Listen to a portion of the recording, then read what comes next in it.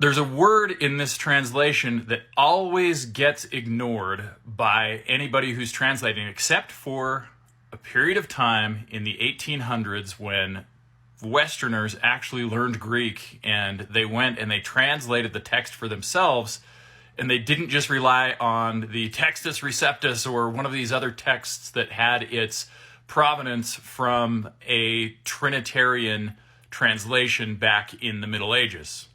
And when Westerners could finally read Greek and translate it for themselves independently of the Catholic Church or the Orthodox Church or any of these other churches that had transmitted the manuscript during the time, this is what they found. They found that enarhin oloios ke oloios in proston theon ke theos in oloios translates as in the beginning was the Word, and the Word was with the God, and the Word was a God.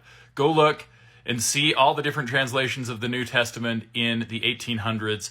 That is the vast majority of translations that are literal translations translate it that way. And it's not until the early 1900s that Trinitarians are like, oh crap, the plain language of the Bible destroys our theology. Like, yeah, the Trinity contradicts, what are we going to do? And that's when in 1933, a guy named Caldwell invented this thing called Caldwell's rule that tried to turn this theos, this noun that says God, that says a God right there, he tried to say, oh, no, that doesn't mean God. It means it's an adjective because the direct object is before the subject. We're going to invent this rule that says that it takes on an adjectival form instead of just being what it is, a predicate nominative that says the Word was a God.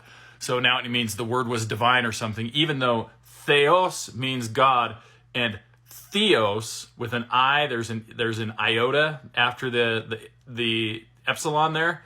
That is the adjective for divine. I mean, Greek is a language, you guys, that has something like 50,000 more words than English. I promise you that they have a word for divine that is an adjective, and you don't need to try to invent a rule like Caldwell's rule to make the text mean something that it doesn't.